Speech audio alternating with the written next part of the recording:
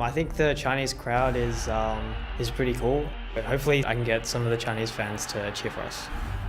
第一天我们虽然有些紧张，但我们还是很快速的调整了过来，并且赢下2场比赛。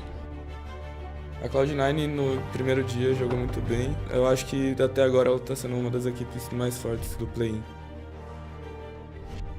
Yeah, I think it's becoming pretty clear that we are the best in the group, and I hope, I can't wait to start preparing for the bracket stage. 179这波是直接一拥而上 ，sneaky 一个耳闪加一漂亮的一套连招，直接刮死了大嘴。Я уверен, что мы сыграем лучше, чем мы сыграли первый день. Мы преодолеем все невзгоды и добьемся победы. 这一波 Gambit 已经是要去强打，这边直接是被康帝承接下来这个大龙，龙的传人康帝没有让你拿掉这个大龙。 Después del partido del primer día contra el RBI nos dimos cuenta que no era un equipo inganable, así que estamos buscando sacar ese punto que podríamos haber sacado la primera partida y no pudimos.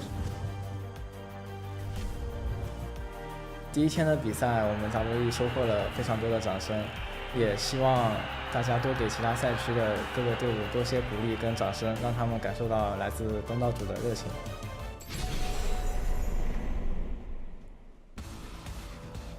Welcome back to the World's play-in stage. Last night, Groups A and B gave it their all, and now they'll need to finish strong if they want to promote to the next stage of Worlds. Here you can see the crowd ready in Wuhan to see their favorite teams take to the stage. A little struggle there with the thunder stick. How'd they light up? Hey, man, we've been there. I've been there. Those things are hard. You have to hit them incredibly hard. Cloud9, though, coming in as well. Looking pretty comfortable, looking pretty confident. We saw yesterday Impact with a big smile as he took down the Direwolves. Team 1, despite some rough losses yesterday, looking comfortable as well. And of course, the I Heart China sign, got to give it up for the local crowd as teams, just in general, getting ready for one final day of competition, lecturing the players, ready at any moment. Yeah, Team 1 are just frankly trying to get on the board after it was a very dominant performance on the other side from Cloud9. So it's a kind of a song of fire and ice here there for them. Definitely, and finally, Smoothie and Jensen joking around in good spirits after, like we said, such a dominant performance yesterday. It's kind of hard to not be too focused. There's Westrice throwback. Saw the Westrice jersey. He joined their coaching staff not too long ago, actually. I know, Westrice, not a name that we expected, but is returning to the coaching staff. Good to see. Hello, everyone. I'm Daniel Dracos. Joining me is, of course, Mark Zimmerman and a special guest, Indiana Frostgrown Black. I prefer her now as Admiral Flowers. I would like to formally change her name as such. Well, I don't want to be a part of that. I have one too, but I'm still gonna. No, you're like maybe. Officer. I got like dragged along with it. I was like, I guess Yeah. I'll be a part of the gang. I'm just looking for anything. It started with Atlas. He's also got a flower, and then Mark Z had one. I was like, well, I got to turn it up to 11 right now. Yeah, you've got a flower to. Oh, all right. Well, you're, as always, on point, Frostgrown. But before we get into today's games, let's pull up the standings to see what teams are fighting for. Of course, we look at it. Group A has Gambit Esports behind Lion Gaming and Team WE after day one, while North America's Cloud9 tops Group B with OPL's Direwolves 1 game back. But really, nothing is set in stone. Teams are going to need to give it their all today or risk cutting their Worlds run short. It's hard to deny, though, when you look specifically at Group B and the performances that Cloud9 put up yesterday, that they are looking incredibly dominant. Yeah, they came into the tournament talking a lot of smack, and they instantly backed that up yesterday with a pair of 30-minute wins. Jensen was, of course, the kind of standout player.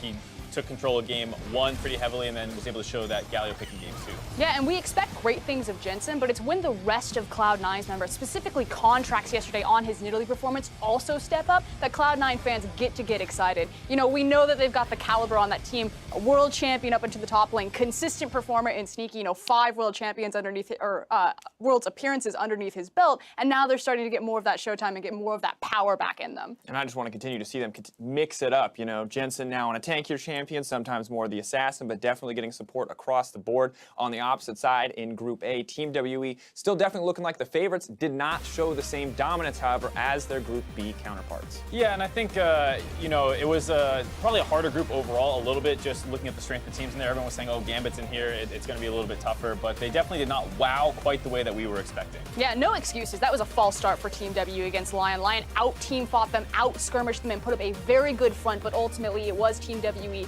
having control over the macro priority on the map and taking the game, as well as then just cleaning out Gambit Esports. Made it look very easy in the end, but it's crucial right now for Team WE to show their dominance in their rematch versus Lion Gaming, because if they drop that game, they could find themselves in a tiebreaker scenario, and based on Lion's performance yesterday, it's really not out of the realm of possibility. Right, because even though they did struggle a little bit to keep up with the macro of World Elite when they played later in the day versus Gambit, they completely destroyed them, and it was very impressive to see, and it shows that it wasn't really a flash in the pan or a fluke performance of just WE playing maybe a little too conservative or anything. They actually have the chops to go toe-to-toe with them. Hey, and frankly, that's been the biggest surprise of the tournament so far. You know, everyone was looking at Gambit Esports, giving them the benefit of the doubt with some of those legacy names that they were going to be the big, emerging region team, but it was Lion Gaming, probably the most decorated team in League of Legends, 9 domestic titles to their name, that just came in flying. I mean, look, historically, they have in the past had very good performances in the group stages. They've never quite been able to transition it onto the world stage until now, but now that they're here, they are showing up. They are clearly proving themselves worthy of the group so far. Yeah,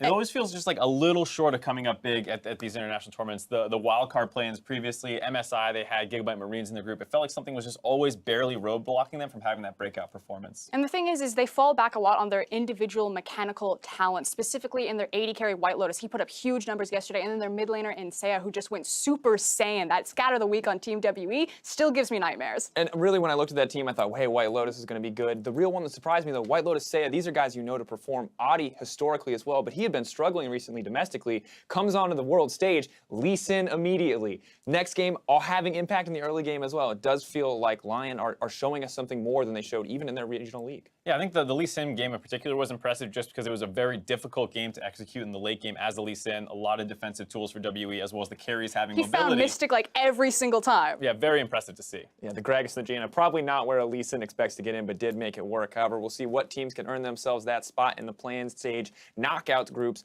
for A and B. First up, Team One Esports are going to hope to derail the Cloud9 hype train, followed by that rematch between Lion Gaming and Team WE, which could be the decider for the #1 and #2 seed. Then the remaining 6 teams, will play out the rest of the round robin, and we will host any tiebreakers at the end of the day. Really, guys, I'm looking most to that game 2, Lion versus WE. I think this is the big one. This is the one that has looked the closest out of all the matches we've seen so far. Probably the most hype one to look at, but I think both game 1 and game 2 today are super important because if the current #1 seeds, Cloud9 and WE, are able to pick up wins, then they are officially on to the bracket stage, not necessarily as the 1 seed, but they're definitely moving on to the play later on in the tournament. Yeah, and that said, it's still about maintaining form. Even if Lion and Team One aren't able to upset the power regions necessarily, though Lion has a pretty good shot at it, it's still then, the other teams looking across to them in the groups, that means that they could exit out in second seed and suddenly they're entering into a very scary best of 5. Yeah, and that scary best of 5 is going to be interesting. We haven't even seen Group C and D play yet, so I'm wondering really what the relative strengths are going to be of these other groups because, as we talked about Group B already, so incredibly Cloud9 dominated where Group A feels much, much closer. And I think that's the thing is, it's hard to say what's going to happen when you head into each group because we were saying, oh, Gambit's probably the second one to watch for in Group A. I don't know where it's Lion, so as you get ready for, C and D games coming up tomorrow, you're going to have the same kind of things where you're not sure exactly how it's going to shape out. But today, of course, 2 teams will be going home as well, so that's a huge storyline too. It is at least nice to continue to hear the confidence from Gambit Esports, though, that they say that they can still take the games, that they don't seem entirely morally crushed right now, and they can come out hard and fast. Yeah, it's going to be C, but of course you can be sure to make sure you leave your mark on the competition with the newest addition to the Championship line. And as a reminder, 25% of the proceeds from Championship Ash and Ward Skin purchases are going to be added to the World's prize pool, and an additional 25% will also be donated to charity. And you can also unlock the Championship Ash Chroma through the World's missions, which will be available through all of Worlds. Now, before we get into today's game, we'd like to inform you of an emergency substitution to 1907 Fenerbahce's starting roster. Due to issues acquiring Visa's starting jungler Move will not be able to participate at Worlds, and he's going to be replaced by Vici Gaming's jungler Crash for the remainder of the tournament. Now, for more information on the emergency substitution, you can check out the corresponding article on lolesports.com. You can see the link at the bottom of your screen. But that is enough from us. We have talked plenty about Groups A and B, so let's just get into it. Let's send it over to the casters to take us into Game 1. Hello everyone, I'm Max Atlas Anderson, and casting alongside me for the first time in the history of all existences is Aiden Zyrene Moon. How has this not happened already, man? I have no idea. I kind of when they signed us together, I was like, did I cast with him at All-Stars? Yeah. I was like, I don't remember, but maybe I was thinking of Pastry Time. I get you guys confused. Well, all the time. look, come on. That's been done before, and I think that one's starting to get old. We are different people, Zyrene, okay? But I looked at it, I was like, oh, I get to cast with Zyrene again. Hang on. It's not again. It's just never happened. So thankfully, we are now here, and boots are strapped and ready to run for our first game. It's going to be Team One Esports versus Cloud9. So let's kick things off by taking a look at the starting lineups. Hoping to pick up their first win at Worlds, CBLOL's Team One Esports. In the top lane, it will be Vert. In the jungle, Forlan. Mid, Marf making his debut to Worlds, and bot will be Absolute and Redbird. And behind them is Coach Neki. Yes. I want to see a little more fight out of that team here today. But of course, they will be looking across the rift at Cloud9, looking to lock in their spot in the play-in knockout stage. If they win this one, they will be moving on. Top lane, Impact, jungle, Contracts, mid lane, Jensen, bot lane, Smoothie with support. Smoothie as support, and Sneaky as a bot laner with Coach Reaper. Nailed it. Yeah. Absolutely fantastic. But yesterday, Cloud9 topped their group with 2 sub-30-minute games. Well, one of them was exactly 30-minute, was basically sub-30-minute games. They were super dominant against both the Direwolves and Team One Esports. Is it going to be the same today? I mean, we've got some side switches and things, Irene. Do you have some hope for the Brazilians and the Oceanians? Well, I really just want to see more fight out of the Brazilian side. I know they have a lot of passion there, and they've swapped things up with Marf, but right now, up against Cloud9, Cloud9 showed some diversity. Yesterday, they ended up succeeding through Jensen carrying a little bit, but then they picked the Galio, which was a little bit of a curveball, because it's actually Impact's most played champion in the top lane, and Jensen had never played it in the mid lane. So they were able to throw the Direwolves off, and that is something that North American fans are really happy about seeing from this third seed from NA, because this will be able to kind of allow other teams in the future to not just have that Galio go over and know, oh, it's going to Impact. Now we're seeing the diversification for Cloud9. That's exactly what you want to see. Yeah, it's massive amounts of flexibility, and having a Galio that you can now flex is something that they've never had in their wheelhouse before, and means that Team One Esports, I mean, they played the first time around, and now they know they have this flexibility. So now it's even harder to draft against them, and draft has been one of the problems here for this team. So while Cloud9 are expanding their identity, we're looking for Team One to start on the right foot, and that might have to begin in the mid lane with this swap, because Marf, statistically over the season, looking much better than that of Bruiser. Yeah, even just in their win-loss, Bruiser 8-6, Marf 7-2. So Marf starting, and we talked about the jungle, or the mid lane might be the place to kind of mix things up. That apparently is what Team One Esports is thinking as well. Bruiser usually starts for the team, but if you look at the statistics like you were saying, Marf averages 80% more kills per game, over 100 damage per minute more, and has a better CSD at 15. So he's winning lane more, and he's also team fighting better. So they're hoping that he can hold up against Jensen, the all-NA LCS pro mid laner, who honestly had a beating on Bruiser yesterday with almost 40 CS up. Yeah, that was absolutely terrifying. Not to mention the fact that Bruiser didn't have a good time against Fantix as well. I mean, Fantix ahead of the clock by like 20 CS at the same time. It was a sub-26-minute game from the Direwolves, so Team One really need to change things up. And I absolutely love this. I feel like substitutions are a great way to get even the rest of the team into a different mindset, a change-up, and a fresh start for today. And they're debuting for day number 2, and they're going to need to really make a change. Yeah, and you've been casting the LCK, where that is a very common thing, where teams will go ahead and sub in players in and out, even if it was a victory sometimes. But a lot of the times in the losses, so that other people can be like, okay, I think I can hold up against this guy. That's what I'm looking for here, because Team One typically has been the team that won 3-1s. They have okay macro, right? They win not because they have these individual stars, but because they play as a team. And Bruiser has been a big part of that, and that's why he's had more games over Marf. But Marf is just individually a better performer, and after what we saw with Bruiser up against Jensen and Fantix, it seems like you just at least need somebody who can hold up in these lanes and not have it be a liability, and to get to your game plan. Well, speaking of getting to the game plan, we're into Champion Select for game number 1 of the day. Team One Esports will be on the blue side this time around, and Cloud9 wearing some red shorts, which is really scary because Cloud9 play incredibly well from the red side already. Jarvan going to be banned away, and Olaf will be the response here from Cloud9. And I love this from Cloud9, because one of the things that Forlan has been very good at is this Olaf. He is 7-1 with the Olaf during the regular season, a very successful champion for him. And Cloud9 has actually been very highly respecting what these play-in teams can do. The double bans towards top lane to stop, split push strategies before. And now you see Team One banning away Jensen, 2 bans to stop the mid lane domination and get Marf a better matchup. I think banning the LeBlanc is certainly something to get rid of some PTSD, Zyrene, because Yeah, Jensen certainly put on a clinic on that champion. We are going to have some CSD numbers for you into the game, and they are not fun for Brazilian fans. Oh, not at all. We said about 39 at 10, and then at 15 minutes, it was even more than that. But that's the thing, is the domination that Jensen had over Brewster. They're hoping they can circumvent that with the substitution of Marf in here. And keep in mind, Marf's champion pool is a little bit different. Cassiopeia and Aurelian Sol. These are the two champions that really stick out in his champion pool, and we'll see if he's able to play something like that against Jensen and find success. Well, it is going to be the Xayah picked up and taken away from Sneaky. Of course, 100% of his games here at the play-ins have been on that champion. Now C9 looking to try and split up the Lovers duo. They might be having a tiff across Rift now, Zyrene, which is something you definitely do not want happening, as Contract's now thinking about what his pick is going to be. But I do like that starting pick, because if something's been working for a team, you got to try and change that up, try and get them on a different foot. Of course, Sneaky does have that Tristana to go to that he's looked so incredibly good on. Yeah, the Tristana is what comes to mind, but Xayah right now seems to be the prime AD carry. I believe she is taken most commonly yesterday as a #1 pick from either blue or red side. Very high priority on this champion that has self-peel, a lot of damage, and I love her build. The fact that you go for an Infinity Edge type item, or you go with Essence Reaver first, Static Shift for wave clear, and then you get to double back and don't have to go for a second attack speed item. You go for more crit because her W gives her movement speed, extra damage, all the works that you would want on an AD carry. So she does a deceptive amount of damage at a 2-3 item spike. Also makes her 3 item spike completely disgusting as far as damage is concerned, with all that extra CDR that you pick up from the Essence Reaver, not to mention above 50% crit.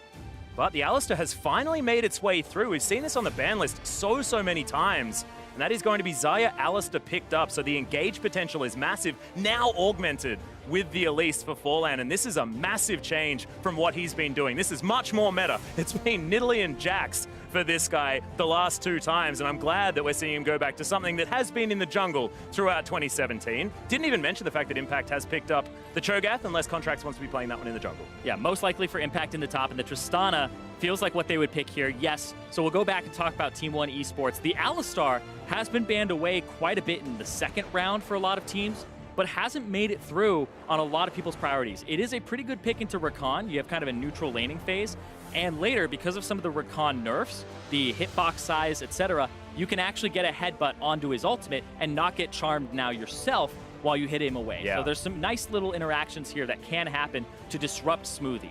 Not to mention the fact that now Redbert can get around the map. We talk about Team 1 as having a chaotic style, and being able to follow an Elise around, get this gank duo happening. It means that the solo lanes that we haven't yet seen could possibly get some work done in the hands of Vert and Marth.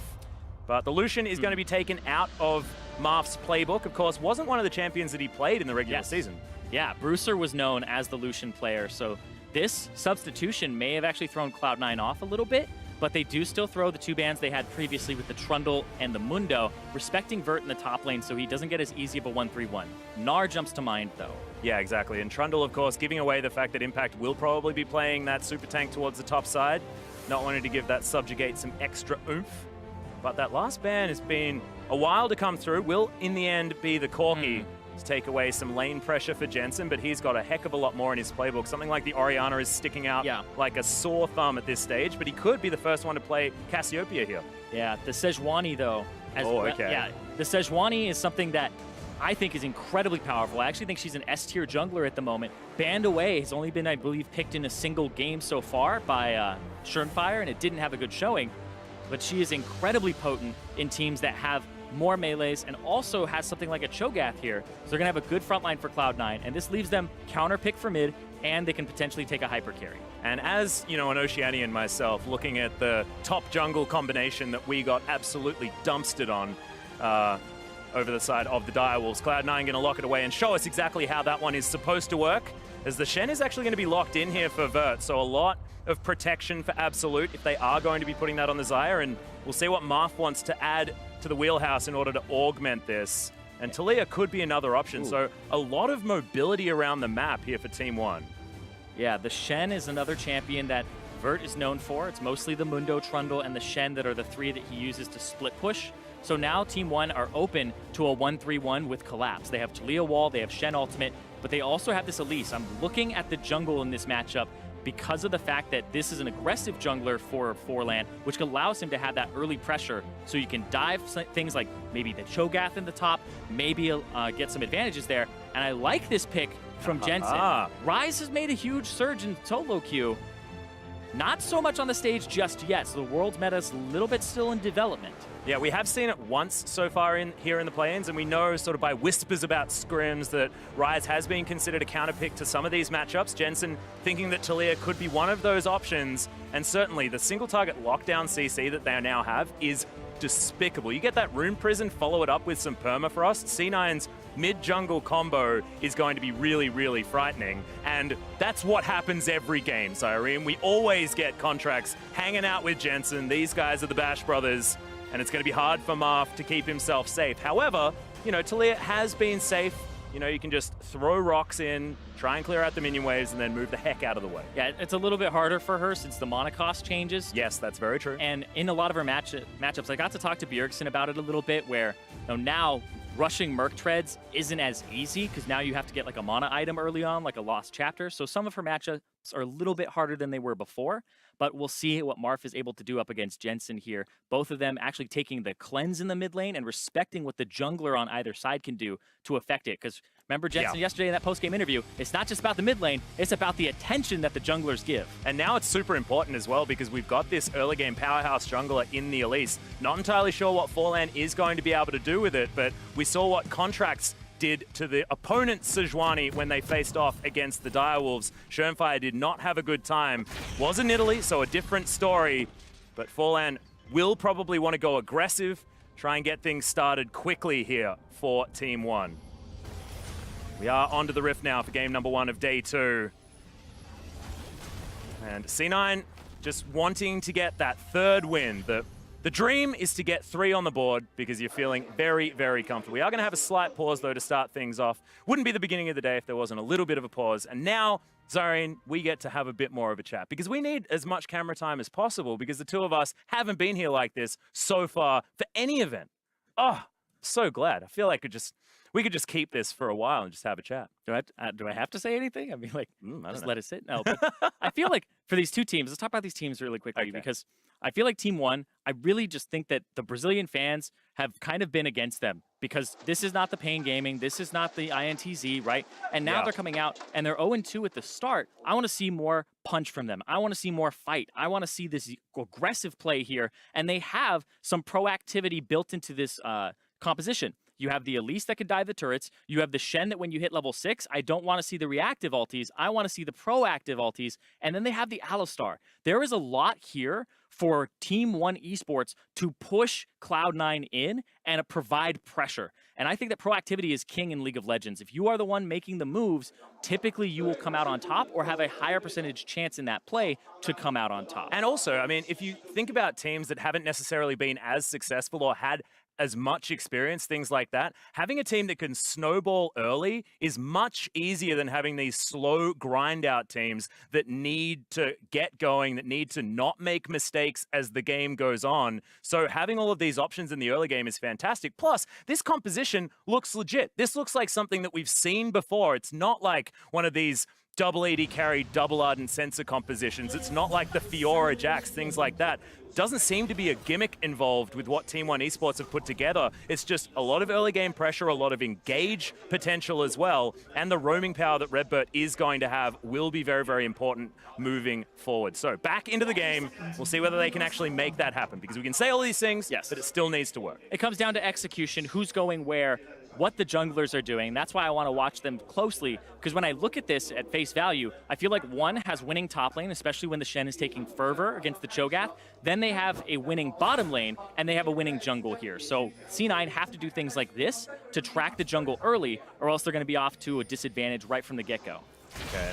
Unfortunately, we didn't have Redbird give anyone the cowbell, so I feel like everyone's probably looking forward to that.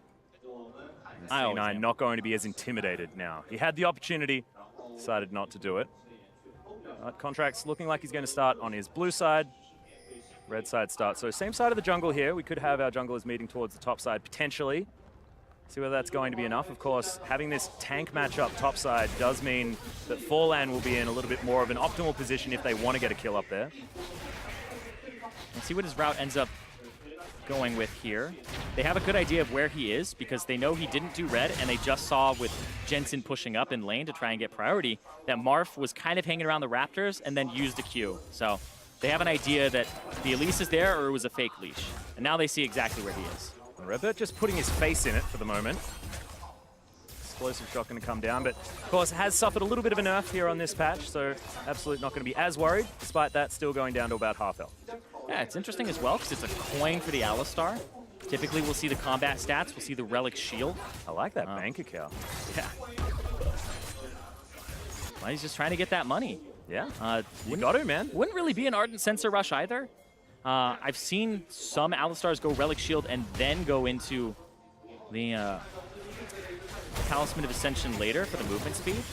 Oh, I like this from Marth. Already going aggressive in comparison to what we saw from Bruiser as well. Well, he does have the Elise on this side too, who's level 3. Gonna get in there on Jensen. Yeah, Repel is going to come down as the rep up is slowing Jensen. The flash goes forward. The Cocoon! Max range with the cleanse comes in. Forlan in trouble. Sub 100 health, and that's first blood for Jensen. Contract's in trouble, Marth. He wants it. Does he have the volley? No, he doesn't. And Cloud9 2-0 to start things off. By the skin of his teeth.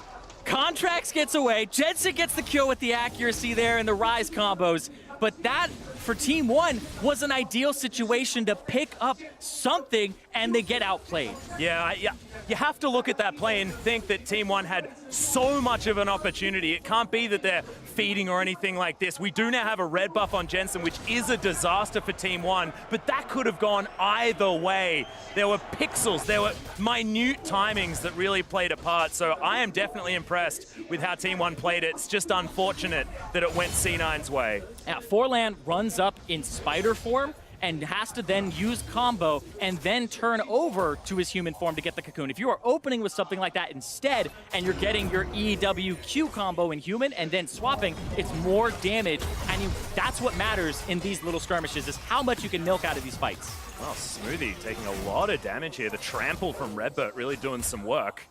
As of course, Rakan, not exactly known for his tankiness in the early game, especially when you take that coin to start things off. Contract's now slinking around as best a pig lady can do. Yeah, and once again, mid lane, mid lane, mid lane, mid lane. Elise is here, Sejuani is here. Surprise. Elise is here 2 seconds later, and now they're gonna try it again. There's the cocoon. Yeah, good movements forward, but it's not gonna be enough here for Marv. Jensen just moves his way in. That's gonna be an easy third kill for C9. Repel comes down, but there is not a lot of locations for him to go, and an easy double. Now Jensen already off to a flying start, 100% kill contribution, 3-0-1. This is a disaster in the making for Team 1 Esports. I feel like the repel there as well. That was something that you didn't have to do. It gave more time for Jensen to get cooldowns back. And this right here, we can see Contracts is literally just 2 seconds faster to the gank than the Elise is, and that's what makes the difference. If the Elise is there first, she'll get the combo onto Jensen, and then you have to outplay from there. But this is right from both of the sides. Yeah, I mean, you're just repelling to see death for a little bit longer. There was no way he was getting out of there as Redbird. Nice double. Pulverize does come in. Not exactly kill damage here, but a lot of harassment going down. It's absolute full health. Feeling comfortable, just a little bit upset about how the rest of the map is going, because there's a 2,000 gold lead at 5 minutes for C9. Yeah, and it's off that mid lane. It's just 2-on-2 skirmishes, and the jungle mid of Cloud9, you can see, is just a little bit better in timing, a little bit better in that synergy, and that may even just be, you know, the repetitions that Marth has had in the lineup. He's actually played less games than Bruiser. How much time has he had to synergize with Forlan? But Jensen and Contract's been playing together the whole split, the whole year, right? Contracts was brought on as a rookie and has kind of been, you know, a mid laner's favorite jungler, because Jensen's been able to kind of craft him into what they need. Contracts, exactly. Just following him around. Feels like how we used to talk about Maple and Carsey, you know? It's like they were almost the entirety of the Flash Wolves for about a season there. Yeah, and Contract's doing the same thing for Jensen, making him look like a god. But also, you think about the games yesterday where we were talking about C9 in a diverse style. Contracts played a full AD Rek'Sai, then he played things like the Nidalee, right? Yeah, so pretty now, full AP Nidalee as well. Showing the fact that he can play a diverse style, that Jensen can play things like this Rise, as well as the Sejuani for Contracts, and now he's going top again. This was once again something he did the other day, and now he's got Contracts and Jensen. They're just teaming up here. Yeah, Vert is in a lot of trouble. Moving out of the way as Jensen's just going to realm walk his way forward. Vert at least underneath the turret as he flashes his way forward. Now he has no way to dodge incoming CC. Impact does need to hit the ruptures. Yeah. But he could waste some time here. Buying time. That's what he's doing. He's going to go down, though. Yeah, Talia is going to be moving towards the bottom side to try and capitalize, but you can see C9 very intelligently just hanging out underneath their turret, not going to give them any space to work with. Vert does have his teleport, so he can get back up to that lane, but now 5-0 for C9. Yep. So much control. Yeah, but this Infernal Drake will go over because of the time that Vert was able to buy, and that blue buff's going to go over to Mark. So they're going to try to get something back in this mid lane, which has been an absolute disaster. Rise, Jensen also started with a Dark Seal. 8 stacks already for that damn thing. He's got so much AP that's been stacking up. And remember, the Rise buff was a 0.4 increase on the ratio of Rune Prison. Typically rises by tier into Catalyst, and you have no AP. So that buff doesn't even come online until later, but now you're already looking at a bonus of almost like 25 damage to what his W is doing on this patch versus before. Oh no, and they're just going to do it again. Realm Walk isn't available this time, but wasn't exactly necessary last time, as well as Contracts. Just a last-minute ultimate to throw forward just to make everyone feel better, and an easy kill comes in for Impact, making it 6-0. Yeah, but it's 6 kills in 8 minutes. This is high tempo from Cloud9, countering the tempo that oNe had, or oNe was actually matching at the start. It just came down to the execution and the little decisions in the fight and leading up to the fight too. Yeah, and it feels like just that one moment early in the game has just been so perfectly capitalized on by C9. They know exactly what they need to do in order to snowball this forward, and they're making all of the aggressive moves that they need to, moving that gold towards the top side as well. Now a 2-0 Impact, purely because Jensen was so far ahead, Contracts was so far ahead. And is Sneaky going to be dead? No, he's not. Nah, he's actually been winning this lane by himself. Sneaky has been able to win this lane with Smoothie, just pretty much off of just the matchup, which you typically would say would go in favor of the Xayah with the trading potential, but he's been able to just CS a little bit better without attention. Yeah. And we're talking about like mid lane and how it kind of just went a little bit C9's way, and that's made the difference. But I got to give credit to oNe that it was the right idea to gank mid and be aggressive, and then to repeat, because all summoner spells were down, right? All flashes on both Jensen and Contracts, as well as his cleanse, but same with Team oNe. So both Contracts and Forlan had the exact same idea, and it's the appropriate play. Yeah, this is the thing. It's not like they made a mistake or anything like that. It's just that 2 kills that went down early on. Yeah, I would say from a macro it just perspective, didn't it's work. fine. Exactly. From a macro perspective, it's the right thing to do. From a micro perspective, it's just a little bit of an execution error and a timing error. But Forlan down bottom, trying to get something in a lane that he hadn't visited before. Yeah, finds the cocoon, and that's the grand exit. With the quickness available as well, means Smoothie is going to be fine. We'll have to go back to base, but it's another failed gank, unfortunately, there for Forlan, and all summoners still held on to. Yeah, turret race time. Oh, looking for Vert.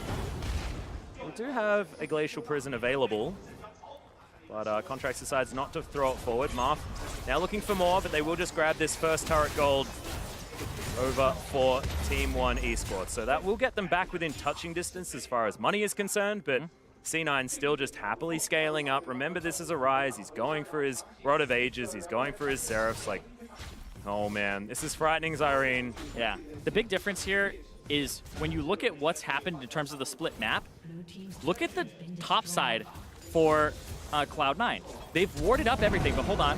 Sneaky's gonna get out. Weird. Mark, though. That was like an extra boosted rocket jump as the flash does come out. Forlan finds nothing. He's gonna get killed by the turret. Thankfully, he wasn't touched by anyone on the side of C9. And Team oNe, once again, absolutely no joy for any of these ganks. Yeah, and they're gonna get that top lane turret taken away from them, and Cloud9 are gonna keep pushing. And what I was talking about is all of this vision that's near the blue buff of oNe, and Cloud9 have control of this quadrant. On the opposite side, Team oNe had exactly the same amount of control of Cloud9's jungle, but there are no wards that they placed there, no control wards. There were 3 wards in the inventory of Redbird, I believe, and he was able to put down a few, but most of them are being used in the lane to set up the previous gank, and they weren't able to advance their ward lines. So they actually have less control of the pressure points on the map. And right now it actually looks like they've got less champions on the map as well, because the inner turret falls on the top side. We've got this mid lane turret getting a lot of chip damage from Jensen. So Redbird now has to get himself back towards said turret, offer him some sort of protection, but yeah, close to a 5,000 gold lead at 11 minutes is nothing to scoff at, and that is only going to continue as the whole outer ring, actually no, because one of them was an inner, but that outer turret in the mid lane is very, very important as far as getting map control, and C9 barely needed any help in that regard. Yeah, and you know exactly where they're going next. They're going to kind of make you right, Atlas. They'll go get that outer ring. They want that. But right here, once again, the mechanics come into play. The rocket jump. Now play with the rocket jump. Mark comes in. and then Forlan with the flash forward.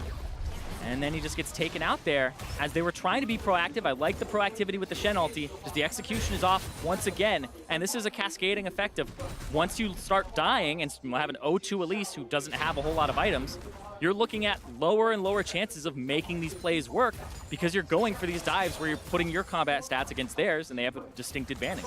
Well, I'm going to take it all back. There's no Rod of Ages being picked up here for Jensen. He's going to go towards the Abyssal Mask, which is now the build. Well, Yeah. I'm stuck back in time when it comes to Rise. It's either or, to be honest. You can go for the Rod of Ages. I've seen it many times, but this is another thing that allowed Rise to come back in is when they have multiple sources of magic damage, you can build that Abyssal Mask, even though Impact did exactly the same thing. Feels a bit redundant. Right? It does feel redundant, but at the same time, it's got CDR on it. It's a little bit better for Rise in that regard compared to the Rod of Ages. It doesn't scale up with the AP, which you would think would be better, but the magic resistance is the big ticket there. It's not going to hinder his damage much, but he'll have that extra survivability, which honestly, Rise is a machine gun mage. Yeah. Survivability is key once you're ahead. And also he's up against Forlan and Marth, who are on both magic damage dealing champions, so of course having a bit of extra magic resist certainly helps. And ticking up to about 20% CDR here just with these items alone feels great for a Rise who, like, you know, it's just giving him more attack speed on that machine gun. Yeah, I'm looking at Cloud9. All right, I feel like they're speed running the play-ins. They had that tweet from Jensen, like, who are these guys? What's going on? And they're just saying, we're going to play our game. Yeah, and if you think about it, you know, you got to buy the championship Ashe skin, and the money will go to charity, and this is like, that's what speedrunning's all about. That does make That's some true. sense. That's true. This Yeah. is World's Done Quick. It all works out. But Team 1 certainly do not want that, and they're going to try and turtle this one out as best they can. But we mentioned that this team composition has a lot of options as far as early game power, engage potential. None of those engages have worked, and none of the early game has gone their way, and it just feels like Sneaky down here, having the time of his life, going to make me correct there by taking out the final turret in those outer rings. And just continue having a great time on Summoner's Rift. It's just, C9 are under no pressure right now. Yeah, so the skirmishes happened, the kills went over to them, and they got those 6 very early on. And then it was all about turret, macro, leveraging your lead. So that's why I'm talking about speedrunning here, because I want to see how quickly Cloud9 are able to accelerate the pace of this game so that they can try to take it quick. And nom nom, full combo. That is a delicious spider. I was going to pick up some play-by-play there, but I'm pretty sure Forlan was just dead, so It's like it was that- a little bit unnecessary. It's like that thing where you get scared and you're like, spider, I feel like I ate it in my sleep. And then they're like, it's a good source of protein. Yeah, I mean, isn't there some statistic, like, throughout your life you're going to eat 7 spiders or something like that? While you're sleeping or something? Impact, only 6 more to go, my friend. The Rift Herald is going to come down and spell the end of the inner turret here in the mid lane. Only 1 more remaining as Redbird takes the majority of his health bar by what seems like incidental damage that Jensen was able to put down. It wasn't exactly the best charge, Mr. Rift Herald. Misses. Sorry, yeah. I don't know. I don't even know why we need to give it a gender. Give them a gender. Because her name is Shelly.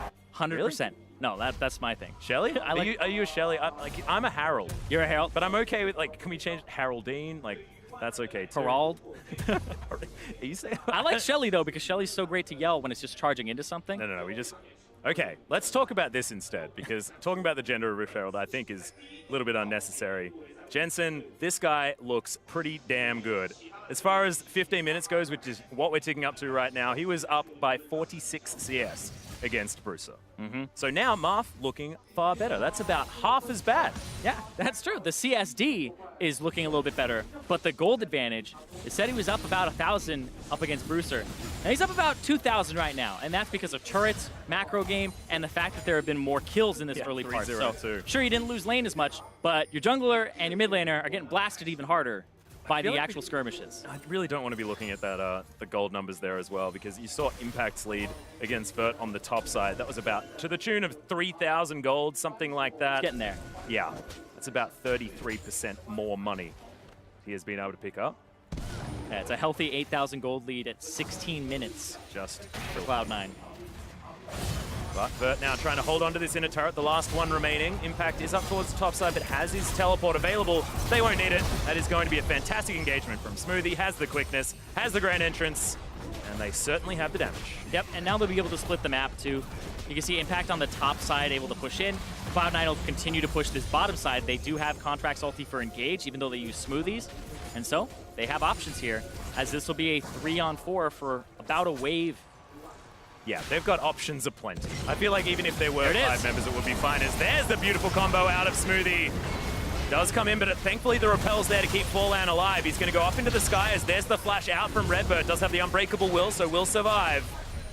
And at least they do weather the storm, but it just feels like C9 now moves towards the turret, tries to get some of that damage down, and the message has been sent. I mean, a couple of summoner spells from Smoothie was all that cost them. Yeah, but they got turret damage on the top side from Impact, so able to whittle a little bit away at that turret. It's not too much, and they were able to force them off the bottom part.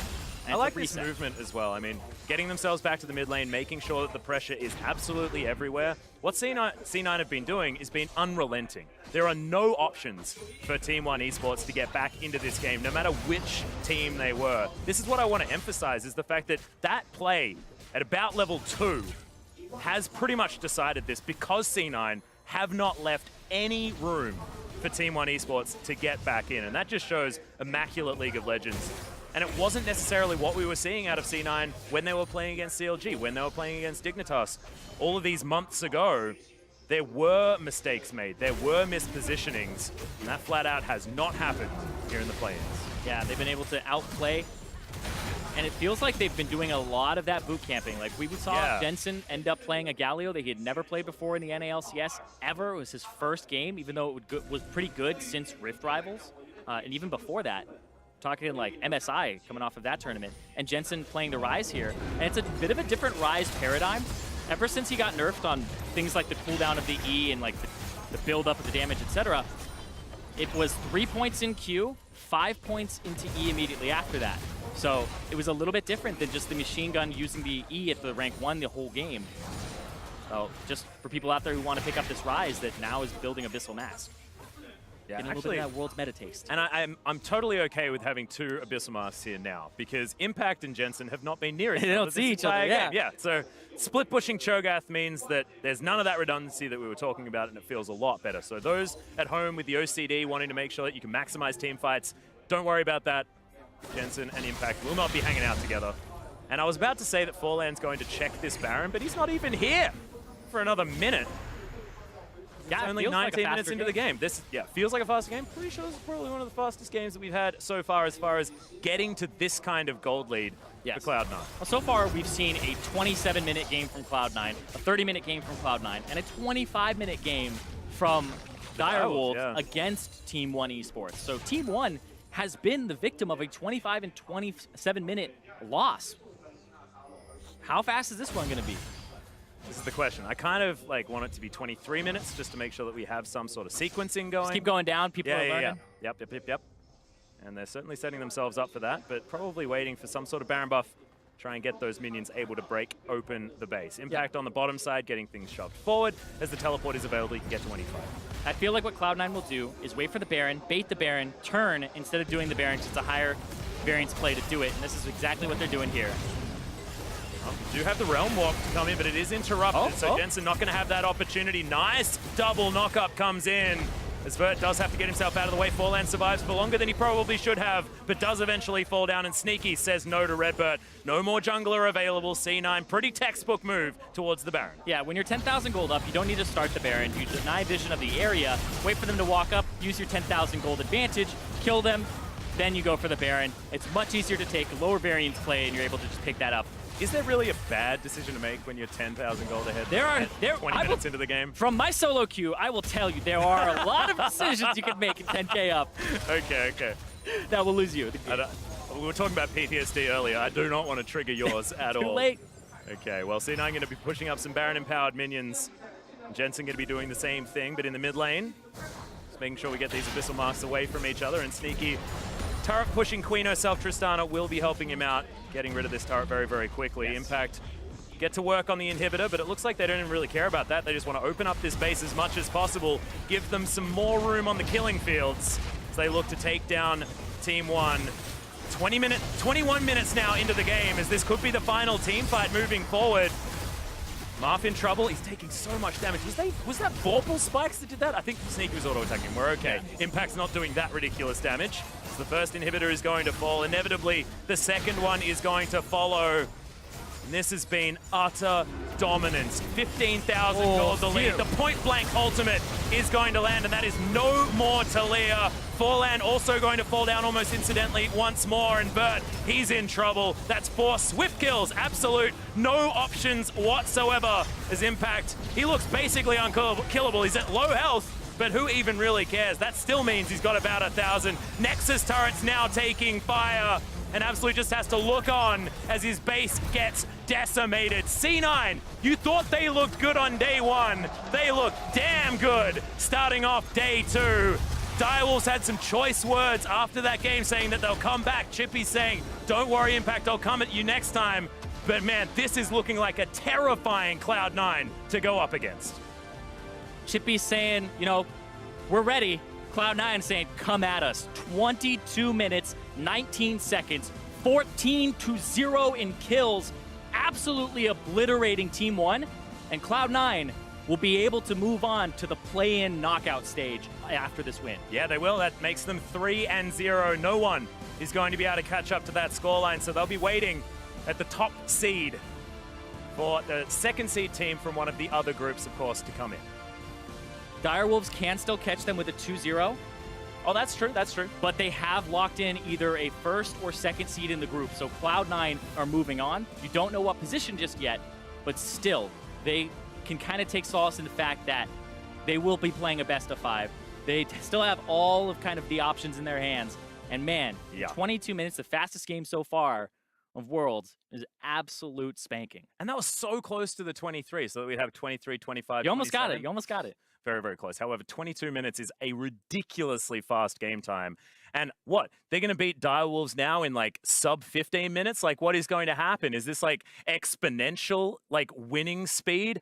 I'm not entirely sure, but C9, they didn't even necessarily have a snowball composition put together. There's a dang Sejuani in the jungle, Zyrene. Yeah, and that's what I'm really looking forward to here from Cloud9 moving forward, is we're seeing Contracts be a standout for this team to help Jensen to push things forward. And remember, this is his first Worlds appearance, and this is a fantastic warm-up for him because Cloud9, if they move on to groups, they either are in a group with SKT or Samsung, RNG. They are looking at a lot of great teams with great junglers, and it's a good warm-up for the rookie. Yeah, he's definitely going to need it as well. But now, to hear more about that Cloud9 win, let's send it over to Dracos and the analysts. Thank you very much, Atlas. I think dominance is the story of Cloud9 in these games. We're through! Let's go! Okay. We're on the elimination stage officially, NA, we're doing it! And as Marcy said, now officially locked. They're not guaranteed first seed yet coming out of this group, but they will be getting first or second. So that is a big deal. Already moving on to the bracket stage. At first game, day 2, Cloud9 have already secured something that is quite impressive. Yeah, and the manner they did it. Exactly, the breakneck pace. I know we're like both excited. I had to compete for you there. I don't know if I can compete with that though, that relationship. Very emotional person. But they just missed a perfect game, and it was what, Jensen's first rise of the split of the season, maybe. Of the year.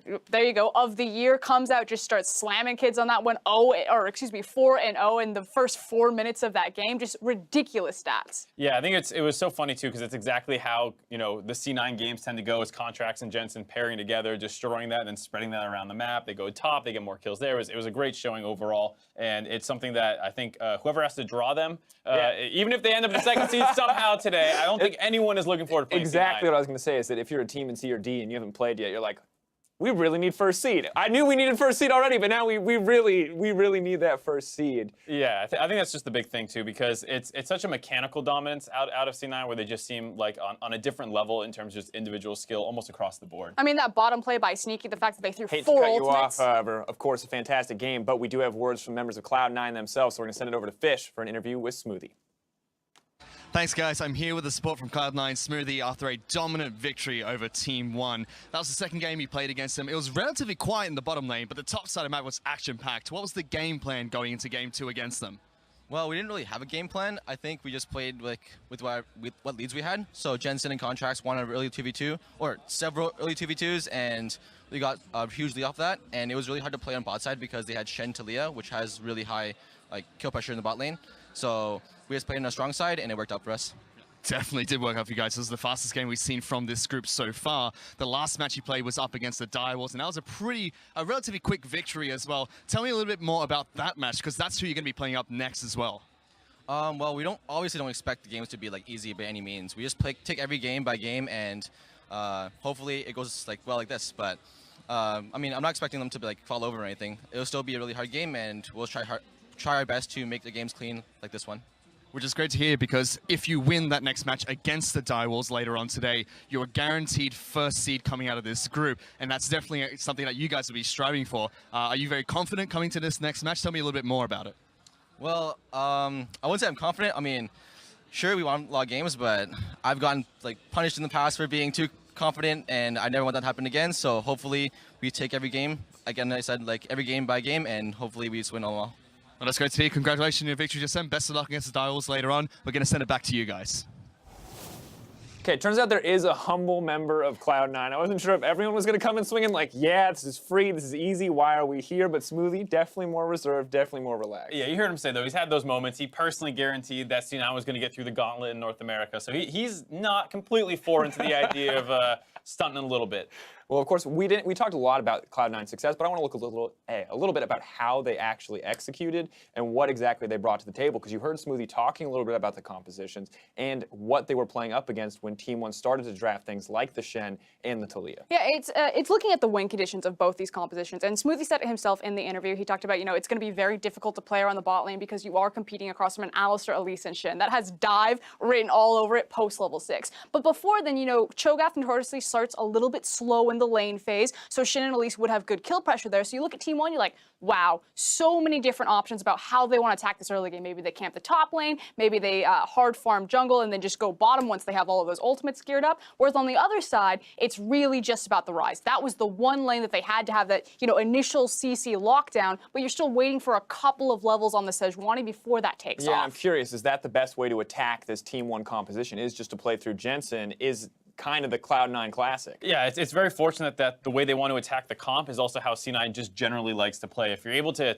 get that Taliyah set behind early, she has a harder time at 6 getting those roams off. Suddenly you can kill her multiple times, and then maybe you can spread that around the map. And, that's also exactly what C9 loves doing, getting Jensen ahead. So it was very fortunate for them that this was exactly, while it is a very scary team comp that Team 1 has built, that there are these avenues you can take as C9 to get ahead. Well, not just what they wanted to do, but what they actually did. As we take a look at this replay, Cloud9 absolutely outclassing in terms of individual play here in the early game. And again, the concept makes sense. You want to invade the Sejuani from Team 1, you want to disrupt her, but the problem is that he didn't bring the Elise with him, and then he finds himself in a 2v2 scenario where Cloud9 are just going to outplay. Yeah, it was just really nice, just played by both Jensen and Contrast, getting that stun and the cleanse off of the Elise Cocoon, then they're able to follow up flashes on the other side of that Taliyah Q, able to make it a bit of a whiff punish there, and then they're going to keep on for the kill. And then this second gank attempt, Marth unfortunately going to miss that Ken combo, trying to interrupt Contracts getting in on him. And frankly, this is so telegraphed. Taliyah's flash was burned in the last instant. We said that the only, big hard form of CC and kill pressure is around that Rise, and it's also Jensen's Rise of all things. So this was just going to be wash and repeat for Cloud9, and it just helps that they get a double kill on top of it. Yeah, it's so brutal after that point because, like we said, you can start spilling over that advantage. They start going topside, dove the Shen 2 times. Now you've attacked both globals on Team 1's comp, and even though their bot lane did get that turret, they were able to get an Infernal Dragon, it doesn't matter at this point because your comp has fallen apart. And now looking at it, do we feel like Cloud9 have gotten even better from their day 1 performance, or do you just feel like they've pretty much figured out Team 1 since their first match?